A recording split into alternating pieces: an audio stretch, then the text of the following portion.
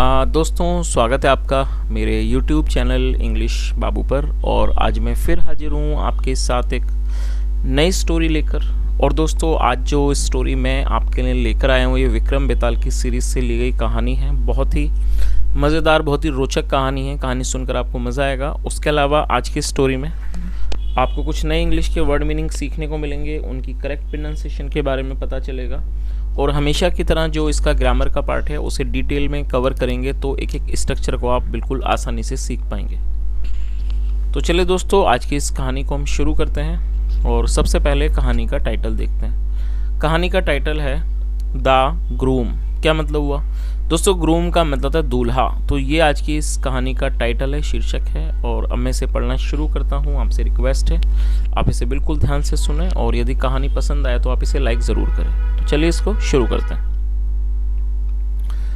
King Vikramaditya reached the peepal tree and pulled down the corps hanging in their. क्या अर्थ हुआ दोस्तों? ये जो वाक्य है ये पास्ट इंडेफिनिट का अफर्मेटिव वाक्य है जहां वर्ब की सेकंड फॉर्म का प्रयोग किया जाता है। रीच का अर्थ होता है पहुंचना, second form reached. King Vikramaditya मतलब कि राजा Vikramaditya, reached the peepal tree राजा विक्रमादित्य पीपल के पेड़ पर पहुंचे, एंड पुल डाउन। और दोस्तों पुल मतलब खींचना, सेकंड में पुल्ड डाउन नीचे उन्होंने खींचा। क्या खींची? द कॉर्प्स उन्होंने उस शव को, लाश को नीचे खींचा। हैंगिंग इन देयर जो कि वहां पर टंगा हुआ था, लटका हुआ था। आगे देखिए, putting the corpse on his shoulder he started to walk towards the crematory. क्या अर्थ हुआ? Putting the corpse on his shoulder, put मतलब रखना, putting the corpse on his shoulder मतलब शव को, लाश को अपने कंधे पर रखते हुए ही स्टार्टेड टू वॉक मतलब है चलने लगे।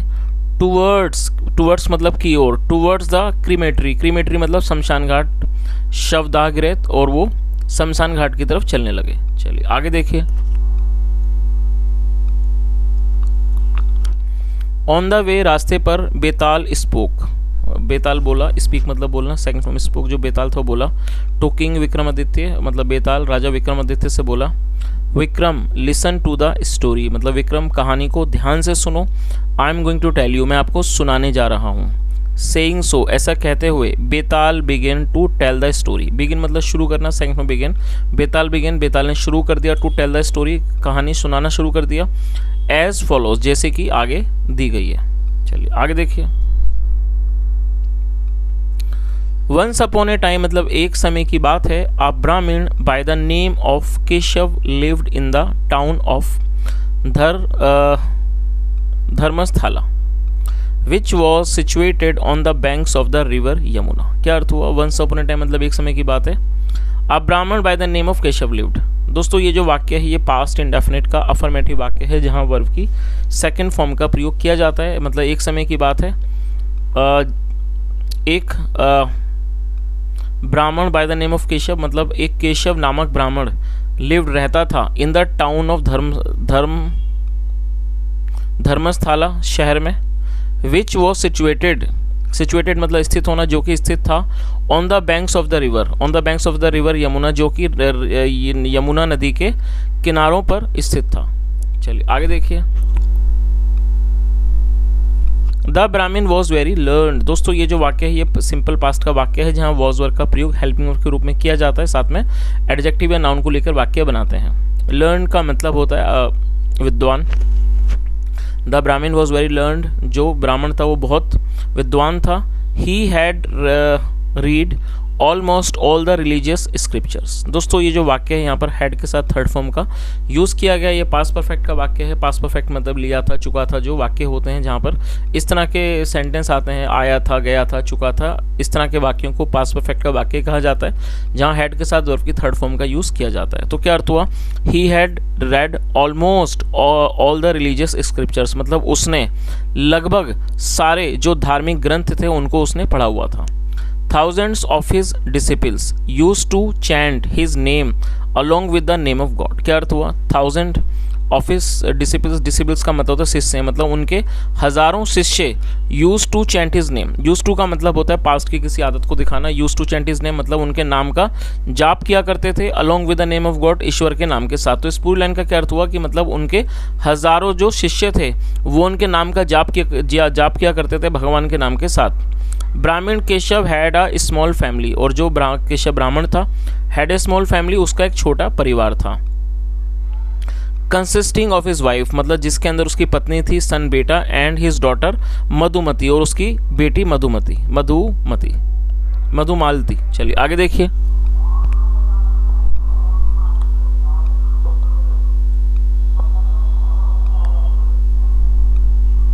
Madhumalti's beauty was so captivating that even fairies envied her। क्या अर्थ हुआ दोस्तों? यहाँ पर मधुमालतीस के ऊपर एपिस्ट्रोफी एस का यूज़ किया गया, जिसका मतलब होता है काकी के, जिसका अर्थ होता है जब हम किसी नाम या व्यक्ति के साथ कुछ जोड़ते हैं तो एपिस्ट्रोफी एस का यूज़ किया जाता है। ब्यूटी का मतलब सुंदरता, सौंदर्य। Madhumalati's beauty was so captivating.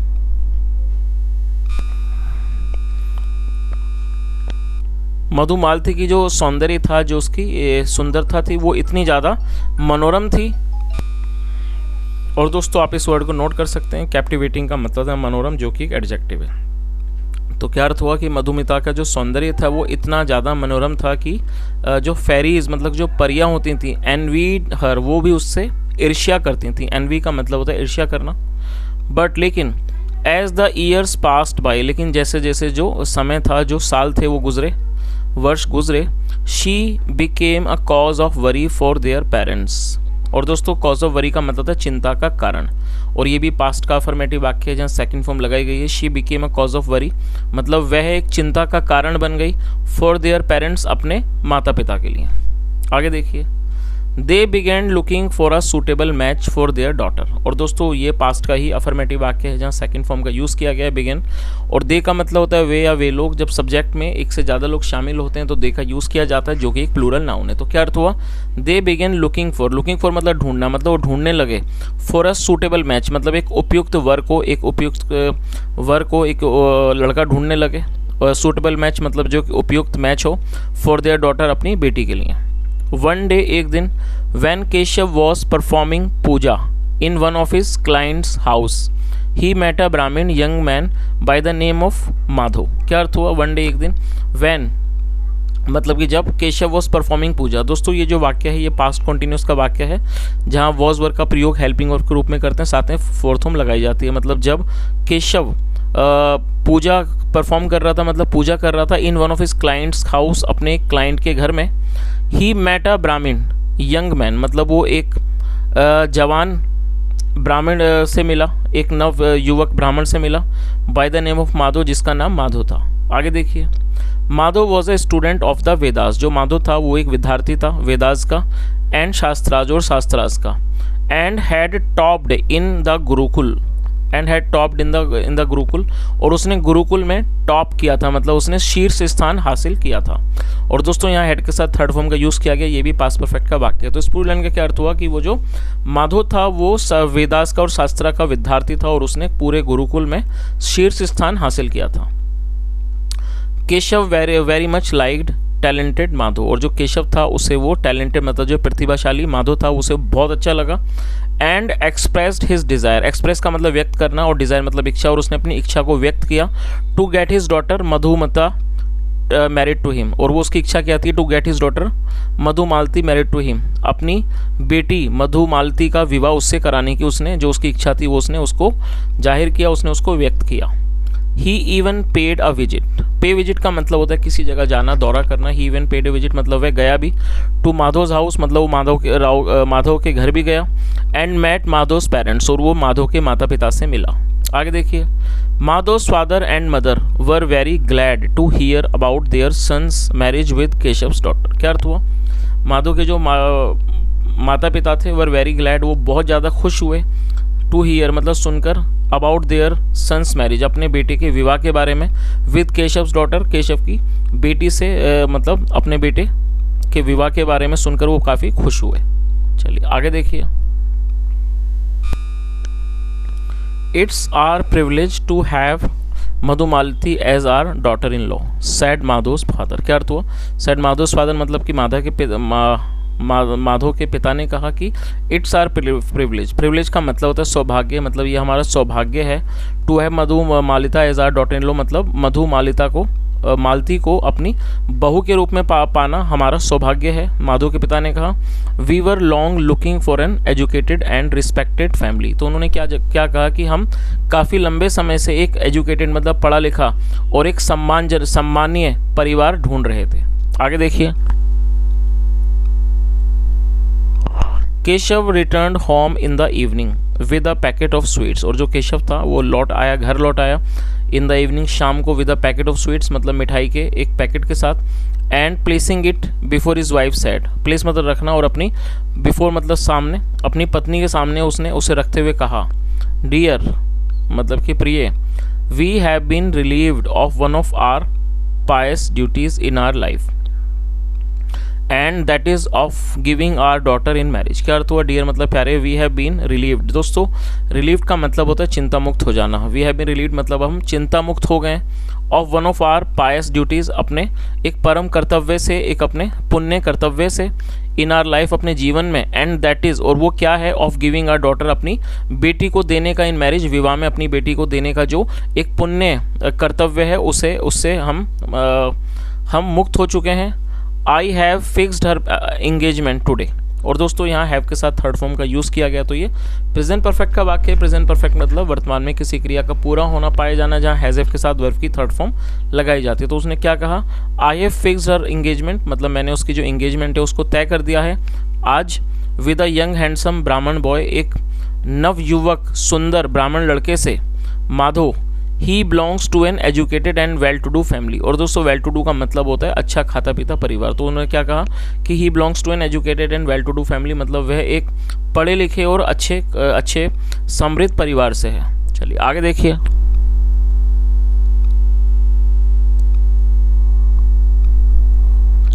What क्या, हिज वाइफ एक्सप्लेन मतलब जो उसकी वाइफ थी वो एकदम चौंक गई, इन सरप्राइज मतलब की हैरानी में। You should have consulted me before finalizing a match for Madhumalti. दोस्तों यहाँ should का यूज़ किया गया, should है वो थर्ड फॉर्म। should का यूज़ should का प्रयोग वाक्यों में सलाह को दर्शाने के लिए किया जाता है। जब हम ये दिखाते हैं कि किसी वाक्य में सलाह देना दिखाते हैं तो should का प्रयोग किया जाता है, और जब should का प्रयोग पास्ट में आता है तो should have का यूज़ के साथ जाता है, साथ में वर्ब की थर्ड फॉर्म लगाई जाती है। कंसल्ट का मतलब होता है विचार विमर्श करना। तो उसने क्या कहा, उसकी पत्नी ने, यू शुड हैव कंसल्टेड मी मतलब कि आपको मुझसे विचार विमर्श करना चाहिए, बिफोर फाइनलाइजिंग अ मैच मतलब कि विवाह का जो मैच है उसको करने से पहले, उसको फाइनल करने से पहले, पूरा करने से पहले आपको मुझसे विचार विमर्श करना चाहिए था। मधुमालती के लिए मतलब एक मैच फाइनलाइज करने से पहले आपको मुझसे विचार विमर्श करना चाहिए था। I have also finalised her marriage, मैंने भी उसकी जो मैरिज है, विवाह है, उसको मैंने तय कर दिया है। With a handsome young man, एक सुंदर जवान आदमी से, जवान युवक से, नेम्ड वामन जिसका नाम वामन है। वामन्स पेरेंट्स आर वेरी हैप्पी, जो वामन के माता पिता हैं वो बहुत खुश हैं। चलिए आगे देखिए, Keshav was taken aback. Taken aback का मतलब था हक्का बक्का रह जाना। जो केशव था वो हक्का बक्का रह गया to hear the words of his wife. क्या अर्थ हुआ, जो केशव था वो अपनी पत्नी के शब्दों को, बातों को सुनकर हक्का बक्का रह गया। हाउएवर हालांकि, he had hardly recovered from this मतलब कि हालांकि मतलब वो मुश्किल से ही इस चीज़ से वो उभरा था। रिकवर मतलब उभरना, उभरा था। रूड शॉक, इस रूड शॉक से मतलब इस तरह के शौक से, ये जो हैरानी से अभी वो मतलब मुश्किल से वो उभरा था। इन द मीन टाइम मतलब इसी दौरान, his son entered the house, जो उसका बेटा था, एंटर्ड द हाउस वो उसने घर में प्रवेश किया। He seemed to be in great excitement, seem मतलब लगना, प्रतीत होना, और वो बहुत ज़्यादा उत्साहित मतलब बहुत ज़्यादा उत्साह में प्रतीत हो रहा था। एंड सैड, और उसने कहा, पेंटिंग हाफते उसने कहा, फादर पिता, you will be glad to know मतलब आपको जानकर खुशी होगी, दैट की, आई हैव एट लास्ट मतलब कि मैंने अंत में फाउंड ए सूटेबल मैच मतलब एक उपयुक्त जो सूटेबल मैच है, उपयुक्त जो एक मैच है फॉर माई सिस्टर अपनी बहन के लिए, वो मैंने पा लिया है। फाइंड का मतलब पाना, थर्ड फॉर्म फाउंड। तो उसने हाँफते हुए क्या कहा कि पिता आपको ये जानकर खुशी होगी कि that I have at last found a suitable match for my sister मतलब मैंने अपनी बहन के लिए एक जो उपयुक्त वर है वो पा लिया है। The boy's name is Madhusudan, लड़के the boy's name is Madhusudan मतलब लड़के का नाम मधुसूदन है। And he is a highly accomplished man और वो एक मतलब बहुत ही ज़्यादा हाईली मतलब एक ऊंचे काम वाला व्यक्ति है। हाईली अकम्पलिस्ड मैन मतलब वो बहुत ज़्यादा हुनरमंद आदमी है। चलिए आगे देखिए।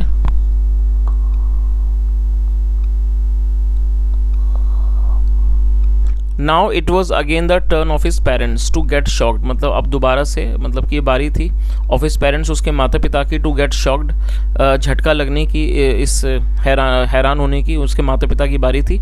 ओवर दिस न्यू डेवलपमेंट इस नई हुई घटना पर। A funny situation had by then arisen और एक जो फनी मतलब एक हास्यपद जो स्थिति थी, हैड बाय देन राइजन वो उठ चुकी थी। अराइज मतलब उठना, थर्ड फॉर्म अराइजन वो उठ चुकी थी इन द फैमिली परिवार में। देयर वर 3 बॉयज़ मतलब 3 लड़के थे बॉयज़, माधव वामन एंड मधुसूदन मतलब कि 3 लड़के थे माधव वामन और Madhusudan. All ready to marry Madhumalati जो कि तीनों तैयार थे शादी करने के लिए, विवाह करने के लिए मधुमालती से।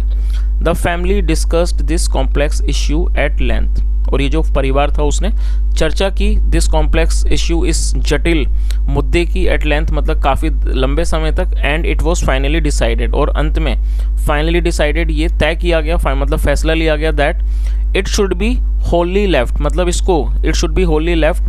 और दोस्तों यहाँ शुड का इस्तेमाल पैसे में किया गया है जहाँ पर शुड बी के साथ थर्ड फॉर्म लगाई जाती है।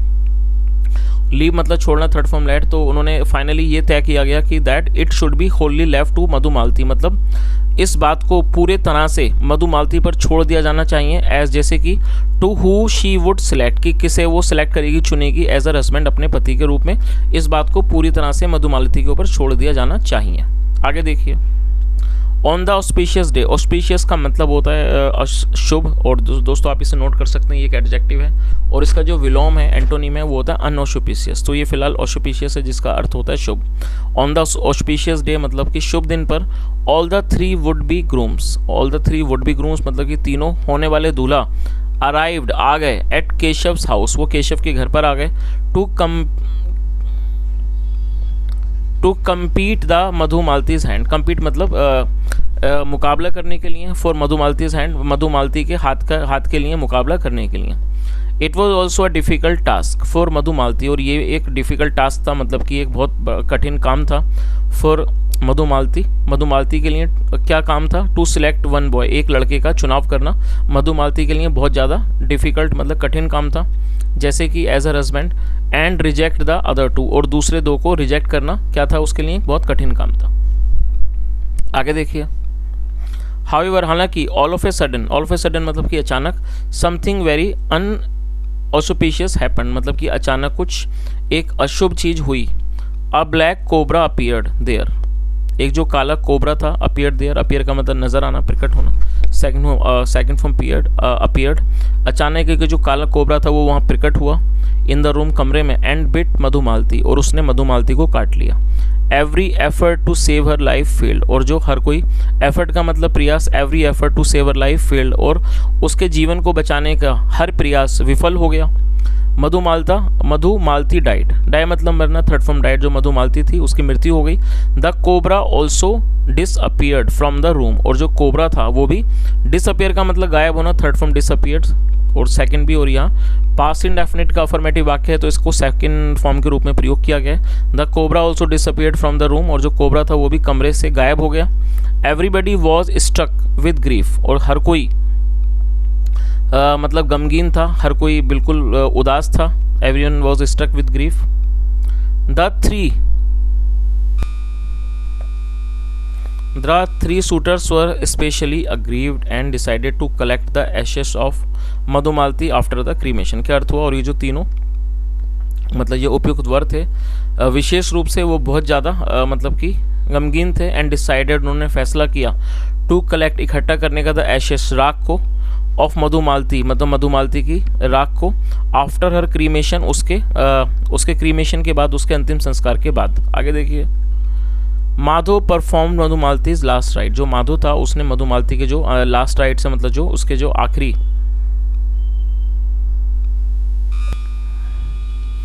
माधो परफॉर्म मधुमालतीज लास्ट राइट्स, मतलब माधो ने परफॉर्म किया, क्या किया, मधुमालती का जो अंतिम संस्कार था वो उसने किया।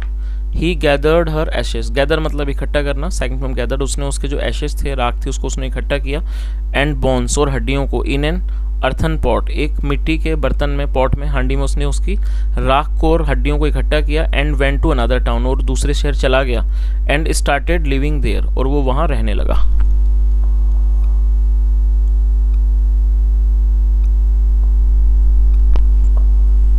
वामन ऑल्सो गैदर्ड मधुमालतीज एशेस, जो वामन था उसने भी मधुमालती की एशेस को, राख को इकट्ठा किया।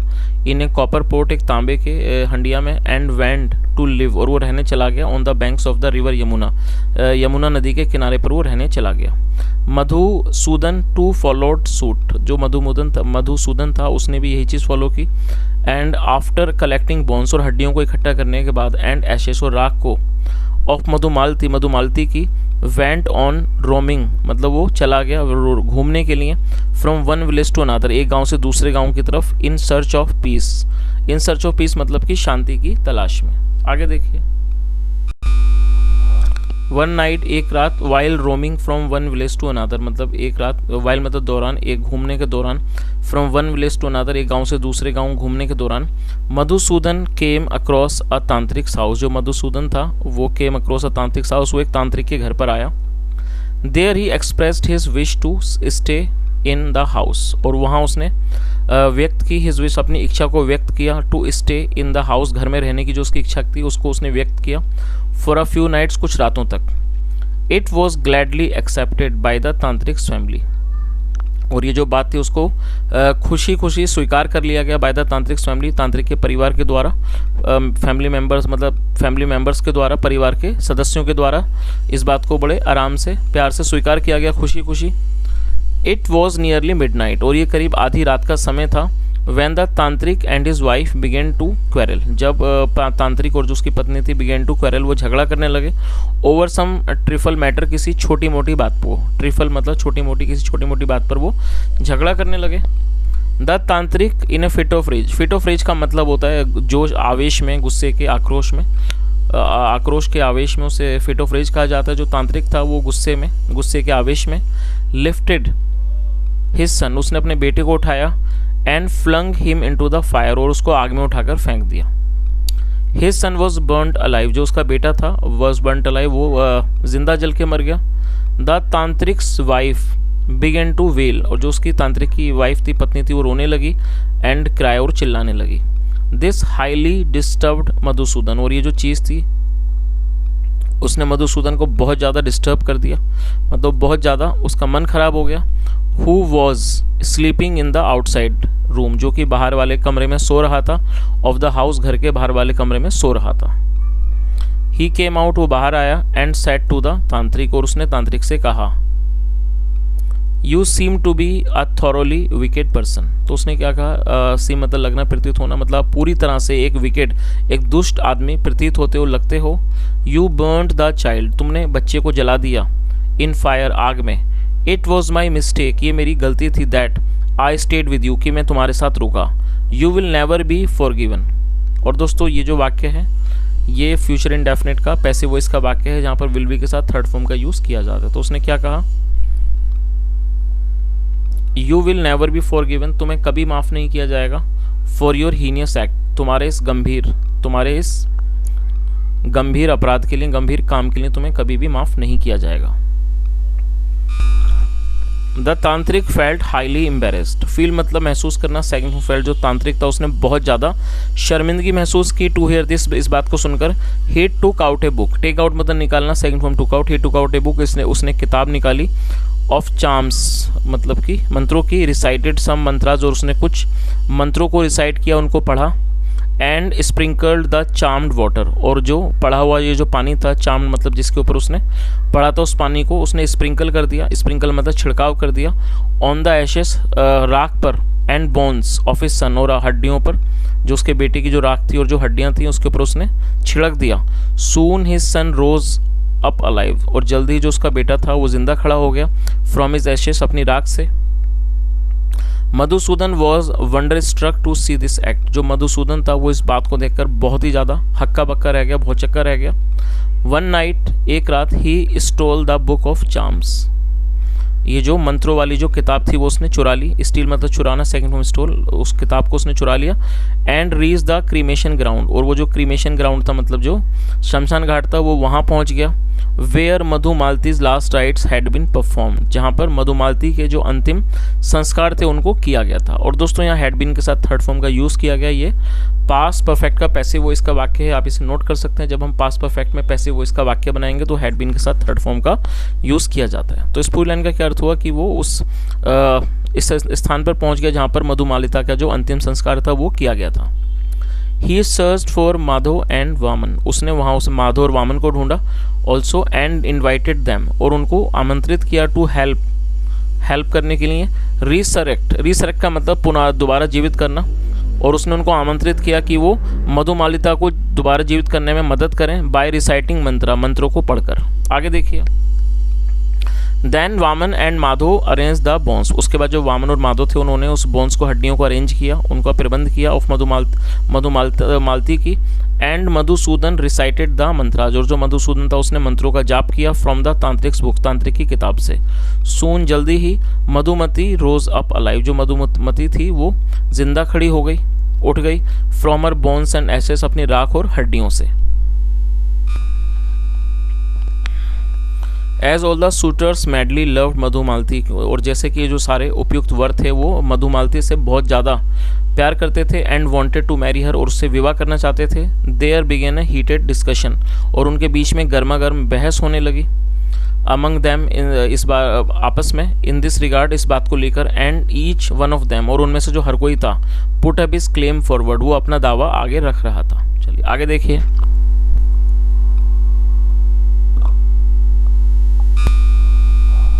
नाउ अब विक्रम, आई आस्क यू, मैं तुमसे पूछता हूँ, टू टेल मी, कि मुझे बताओ, हु मधुमिता मैरिड, की जो मधुमिता मालती है वो किससे विवाह करेगी। इफ़ डिस्पाइट नोइंग, यदि ये जानने के बावजूद, you don't answer my question, आप मेरे सवाल का जवाब नहीं देते हैं, I will smash your head, मैं तुम्हारा सर फोड़ दूंगा इनटू पीसेस, टुकड़ों में। Vikramaditya pondered over Betal's question, ponder का मतलब विचार करना, सोचना। जो विक्रमादित्य थे उन्होंने बेताल के सवाल पर उन्होंने थोड़ी देर सोचा। एंड सैड, और कहा, मधुमालती मैरिड वामन, जो मधुमालती थी उसने वामन से विवाह किया।